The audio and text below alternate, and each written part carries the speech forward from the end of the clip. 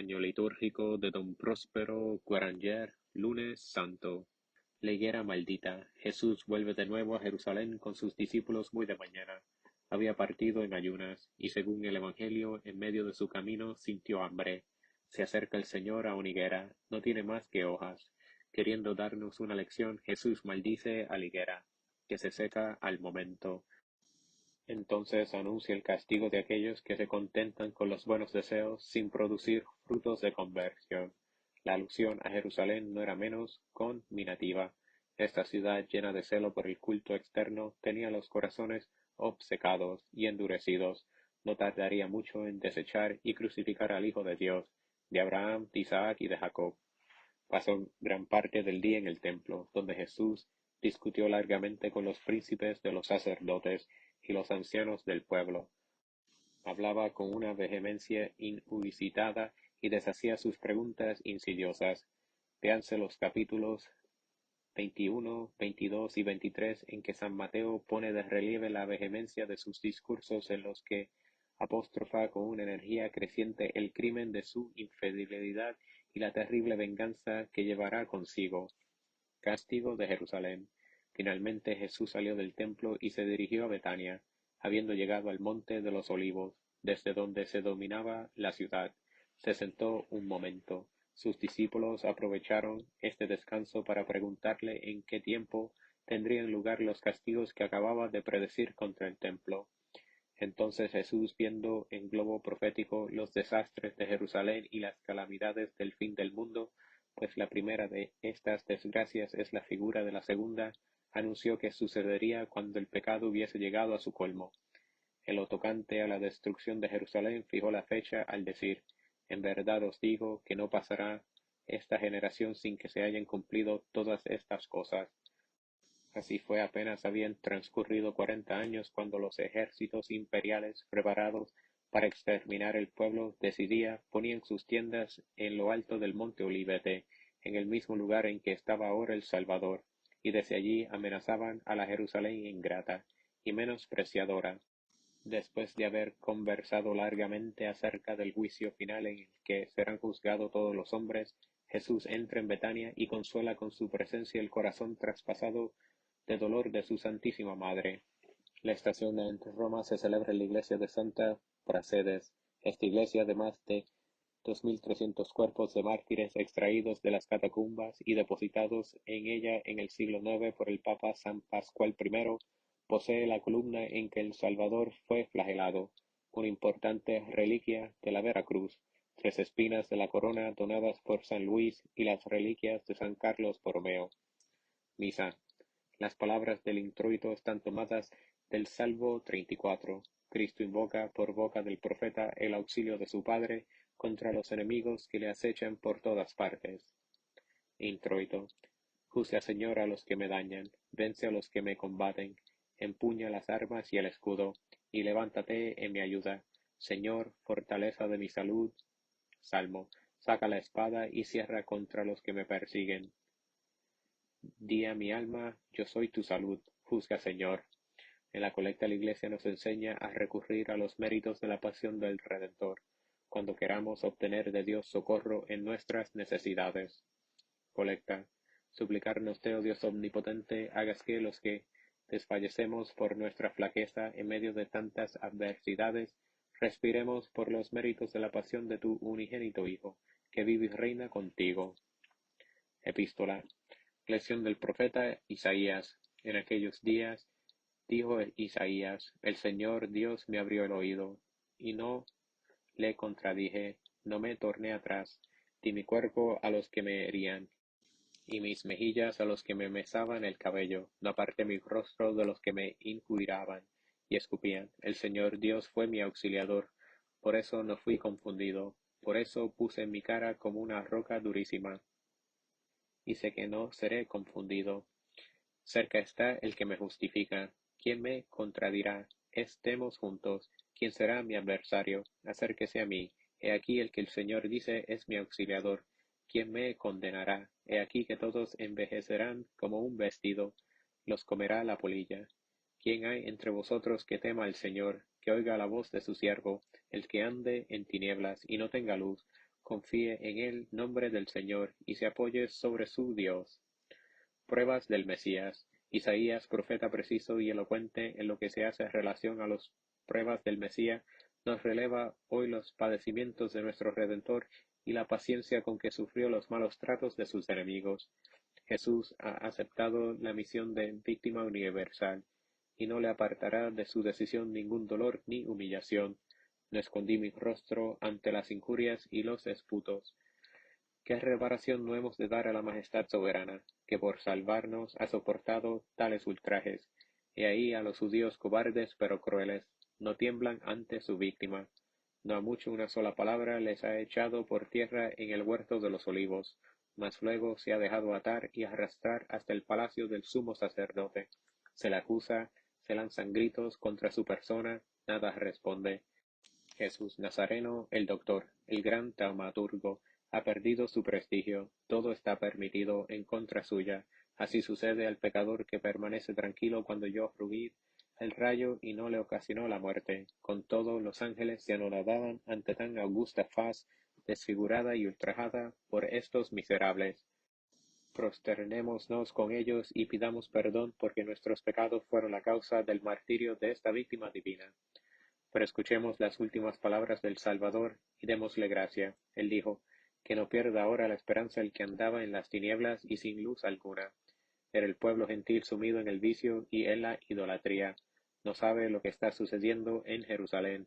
No sabe que la tierra es morada del hombre Dios, y que este hombre Dios está padeciendo la opresión del pueblo que se había escogido y favorecido a manos llenas. Pero pronto la luz del Evangelio derramará sus rayos sobre el pueblo infiel.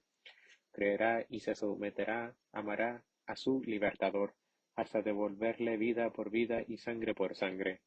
Entonces tendrá cumplimiento el oráculo de aquel indigno pontífice que, aunque a pesar suyo profetizó la salvación del pueblo gentil por medio de la muerte de Jesús y anunció al mismo tiempo que esta muerte reunirá en una misma familia a todos los hijos de Dios dispersos por el mundo. En el gradual David continúa pidiendo venganza para los verdugos del Mesías, bien merecida por su ingratitud y dureza de corazón.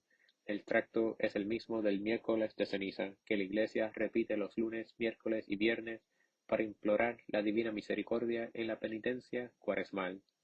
Gradual. Levántate, Señor, y atiende a mi juicio. Dios mío y Señor mío, juzga mi causa. Saca la espada y cierra contra los que me persiguen. Tracto. Señor, no nos pagues según los pecados que hemos cometido, ni según nuestras iniquidades. Señor, no te acuerdes de nuestras antiguas iniquidades, anticípese pronto tus misericordias, porque somos muy pobres. Y ayúdanos, oh Dios Salvador nuestro, y por la gloria de tu nombre, líbranos, Señor, y sé propicio con nuestros pecados, por tu nombre. Evangelio. Continuación del Santo Evangelio según San Juan. 6 días antes de la Pascua fue Jesús a Betania, donde había muerto Lázaro, a quien resucitó Jesús. Hiciéronle allí una gran comida. Servía Marta y Lázaro era uno de los sentados a la mesa con él. Entonces María tomó una libra de ungüento de nardo precioso, de mucho precio, y ungió los pies de Jesús, y enjugó sus pies con sus cabellos. Y la casa se llenó del olor del ungüento. Y dijo uno de sus discípulos, Judas Iscariote, el que le había de entregar, ¿por qué no se ha vendido este ungüento por 300 denarios, y se ha dado a los pobres? Pero dijo esto, no porque le importaran los pobres, sino porque era ladrón, y tenía la bolsa, y sacaba lo que se echaba en ella. Dijo entonces Jesús, dejadla, que lo conservó para el día de mi sepultura, porque a los pobres siempre los tendréis con vosotros, pero a mí no me tendréis siempre. Supo entonces mucha gente judía que se hallaba allí, y vinieron, no por Jesús solamente, sino también para ver a Lázaro, a quien él había resucitado de entre los muertos. Unción de Jesús en Betania. Acabamos de oír la lectura del pasaje evangélico a que aludimos a unos días. El sábado anterior al Domingo de Ramos ha sido colocado en la misa de hoy porque antiguamente no había estación el sábado. La Iglesia nos llama la atención con este episodio sobre los postreros días de nuestro Redentor, para hacernos sentir con él todos los acontecimientos que se realizan en este momento en torno suyo. María Magdalena, cuya conversión nos había admirado hace unos días, está llamada a tomar parte en la pasión y resurrección de su Maestro, tipo ideal del alma convertida y admitida a gozar de los favores celestes. Debemos seguirla en todas las circunstancias en que la gracia divina la va a hacer tomar parte. La hemos visto siguiendo al Salvador paso a paso y ayudándole en sus necesidades. Además, el Santo Evangelio nos la muestra preferida a Marta su hermana, pues ha escogido la mejor parte. En estos días es objeto de nuestro interés principalmente por su tierna adhesión a Jesús. Sabe que le buscan para matarle y el Espíritu Santo que la guía interiormente por unos estados que se suceden cada vez más perfectos, ha querido que hoy dé cumplimiento a una acción profética, previendo lo que tanto teme. Entre los tres presentes de los magos, uno de ellos significa la muerte del Rey divino a quien estos hombres vinieron a visitar desde el lejano oriente. Era la mirra, perfume funerario empleado tan copiosamente en el entierro del Salvador. Hemos visto que la Magdalena, al convertirse, testimonió su cambio de vida derramando sobre los pies de Jesús un ungüento precioso. Ahora emplea también este medio como muestra de amor. Su maestro está comiendo en casa de Simón el leproso. María está con él, como también sus discípulos. Marta sirviendo. Hay paz en esta casa, pero todos presienten cosas adversas. De repente María Magdalena aparece con un vaso lleno de ungüento, de nardo precioso. Se dirige a Jesús y arrojándose a sus pies los unge con este perfume y luego los enjuga con sus cabellos. Jesús estaba tendido sobre un diván en donde los orientales se recuestan mientras comen. Fue pues fácil que la Magdalena se pusiese a sus pies. Los evangelistas, completada su narración por San Juan, nos muestran que ella derramó también sobre la cabeza del Salvador este oloroso ungüento. Comprendía bien la Magdalena en este momento la importancia de la acción que le había inspirado el Espíritu Santo.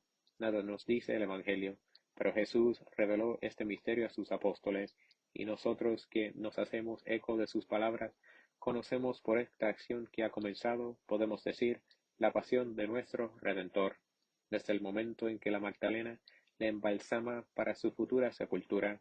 El suave y penetrante olor del perfume se había extendido por toda la morada. Uno de los discípulos, Judas Iscariote, protesta contra lo que él llama gasto inútil. Su bajeza y codicia le habían hecho insensible a todo pudor. Muchos de los discípulos confirmaron su opinión. Sus pensamientos eran tan rústicos todavía. Jesús permitió esta protesta por varias razones.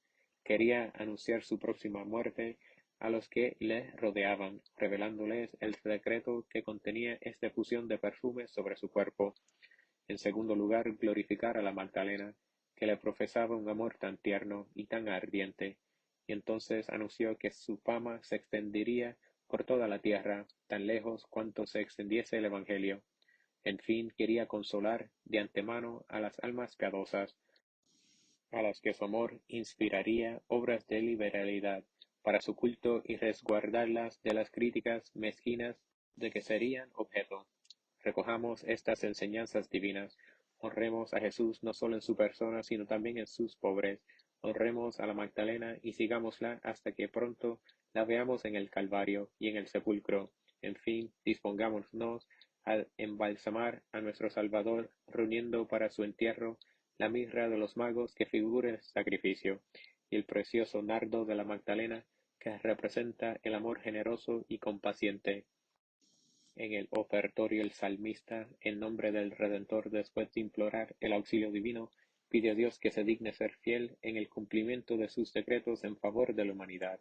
Ofertorio, líbrame de mis enemigos, Señor, a ti recurro, enséñame a cumplir tu voluntad, porque tú eres mi Dios. La secreta contiene en sí toda la fuerza divina de nuestros augustos misterios. No sólo purifica este sacrificio del alma, sino que además la eleva a la unión perfecta con el que es su autor y principio. Secreta, haz, oh Dios omnipotente, que estos sacrificios nos purifiquen con su poderosa virtud y logren llevarnos más puros a su principio. Por Jesucristo nuestro Señor. En la comunión resuena una maldición contra los enemigos del Salvador. Así, en el gobierno del mundo, ejecuta Dios a un mismo tiempo su misericordia y su justicia. Comunión. Avergüéncense y sean confundidos a los que se alegran de mis males.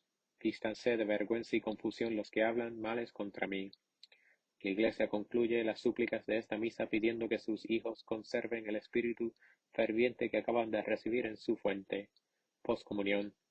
Comuniquémonos, Señor, tus santos misterios en fervor divino, con el que podamos gozar de sus delicias y de su fruto, por Jesucristo nuestro Señor. Humillad vuestras cabezas delante de Dios. Oración. Ayúdanos, oh Dios Salvador nuestro, y haz que celebremos alegres los beneficios con que te has dignado restaurarnos, por Jesucristo nuestro Señor.